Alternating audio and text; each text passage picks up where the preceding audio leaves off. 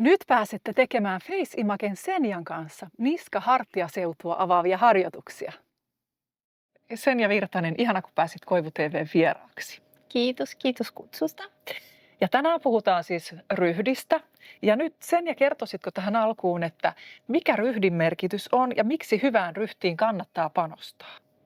Joo, tosiaan ryhdillä on todella iso merkitys koko meidän kroppan ja hyvinvointiin. Ryhti, monesti ajatellaan niin, että ryhti se on vain tässä jossakin selän yläpuolella, mutta ryhti alkaa meillä ihan varpaista ja se on tähän. Eli varpasta päähän on se kokonaisuus, eli meidän vartalo on se ryhti, kuinka me sitä tavallaan kannetaan. Se on tietenkin jalkapohjien kunto, lantio, sitten rintakehä Joo. ja tietysti se pään asento.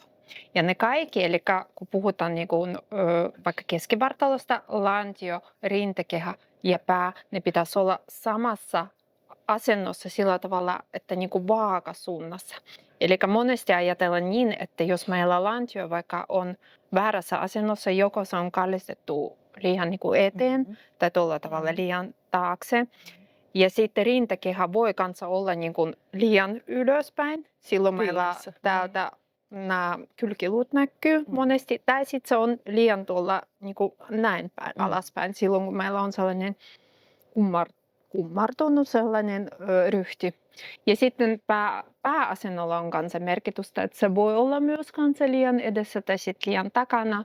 Tai sitten jos meillä täällä pään tavallaan alapuolella muualla kehossa on epätasapaino, niin sitten pääkansa voi tulla sillä tavalla vinon, mutta meillä on niin, että meillä kuitenkin silmät aina pitäisi olla vaakatasossa, koska me ei voida olla näin.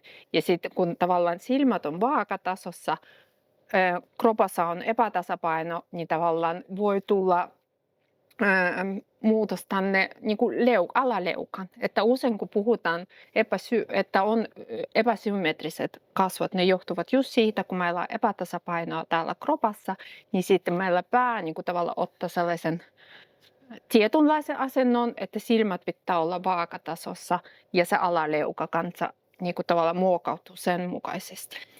Eli pää kompensoi sitä, mitä tapahtuu siellä kehossa. Kyllä, eli kun täältä alkaa, vaikka jalkapohjassa se alkaa se epätasapaino, aina nähdään sen tässä myös tässä kasvojen alueella.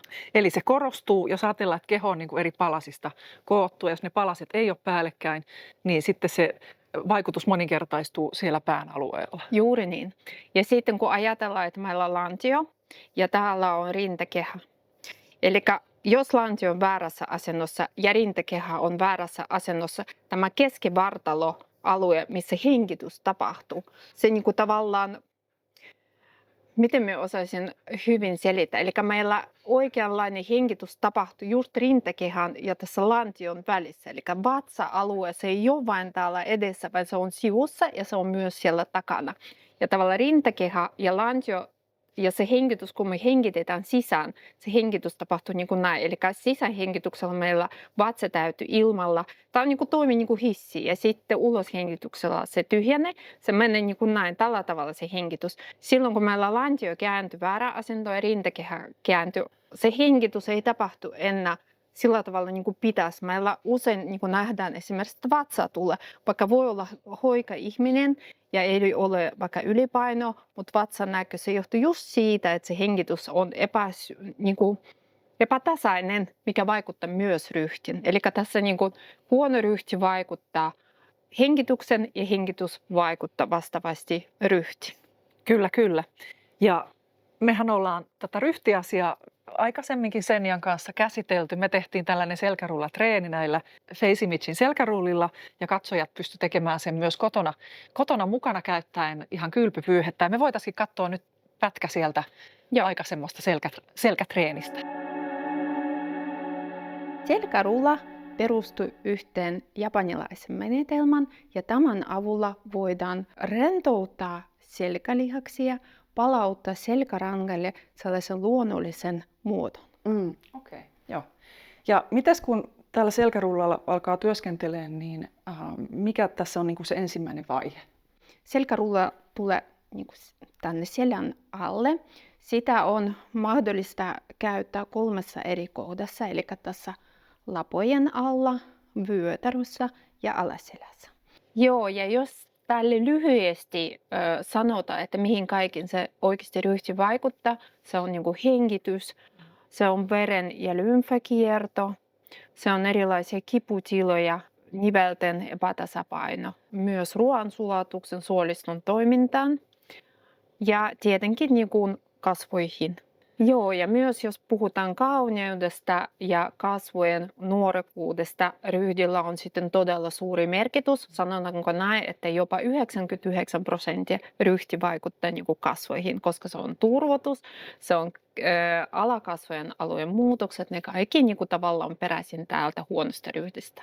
Aivan, no toi kyllä kannustaa siihen Kyllä. ryhtiin panostamaan. Joo, No hei, nyt me päästäänkin sitten Senjan kanssa vähän treenaamaan joo. ja tekemään erilaisia ryhdin parannusliikkeitä. Niin mistä liikkeestä me aloitettaisiin?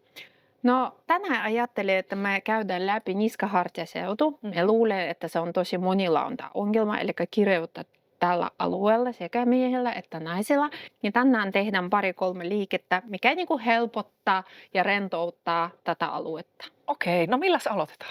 Joo, no tehdään ensimmäinen liike on aika simpeli. Otetaan kyynärpäästä kiinni, näin. Tehdään tavallaan tällainen kehys. Joo, ja nostetaan sen pään yläpuolelle, noin. Ja sitten meidän nyt tarkoitus on nostaa tätä kehystä mahdollisimman ylöspäin, näin. Ja pää tavallaan yritetään työntää vartalon sisään, näin. Että tästä tulee tällainen hieno kaksoisliukka, mutta ei se haita. Tämä on tosi tehokas liike. Ja tässä on erittäin tärkeää, että keskivartalo pysyy meillä neutraalina, eli Ei taivuta taakse. ei, tai joo. Että ei tule notkoa selkään. Ja sitten, että muista hengittää. Joo, ja hartiat nousee tässä nyt tarkoituksella ylös. Joo, Aina sanotaan, että me hartiat tavallaan alas. tehdään Joo. sellainen puristus, tarkoituksella puristetaan lihaksia täällä niska-kaula-alueella. Hengitetäänkö suun vai nenän kautta? Onko sillä Nenän merkitystä? kautta, aina hengitetään nenän kautta.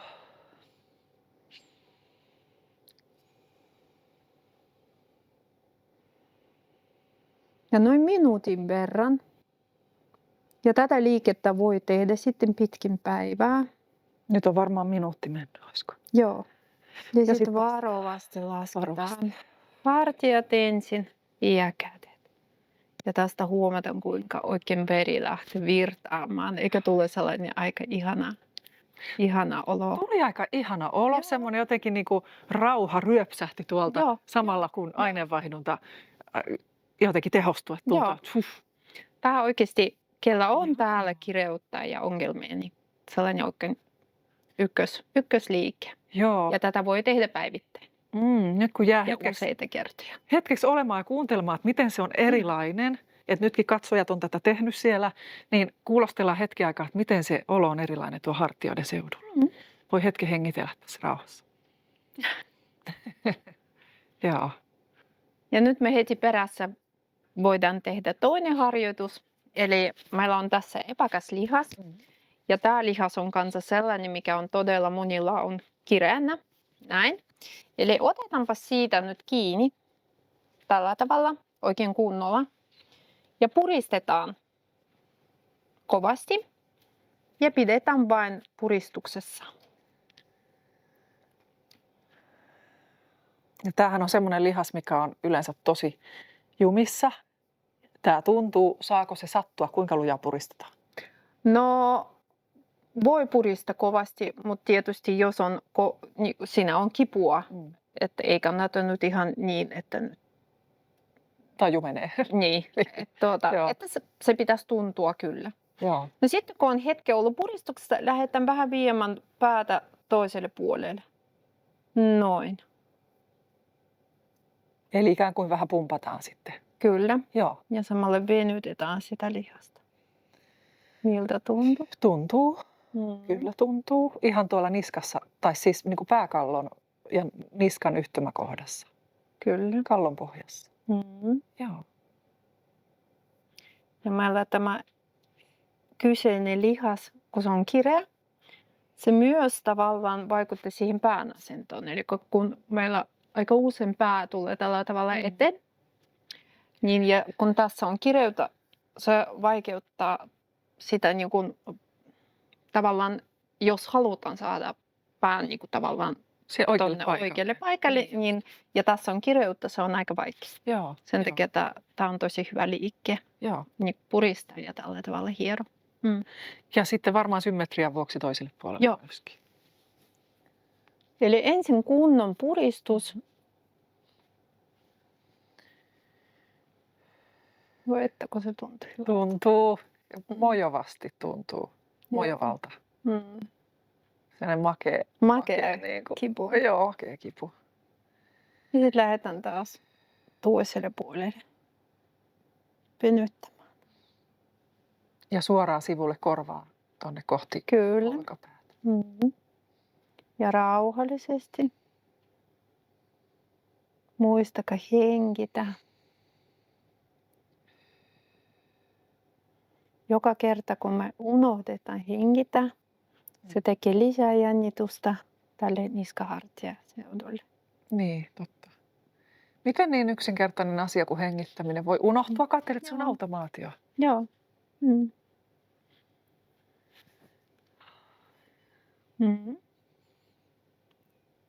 Teki Tuli hyvää kyllä, tämäkin joo. liike. Kyllä. Kyllä, joo. Ja mulla on vielä yksi hyvä liike. Joo. Tässä liikkeessä taas, tämä kyseinen liike on niille hyvä, kellä on niskat jumissa ja täällä on sellainen emännän kyhmy. Eli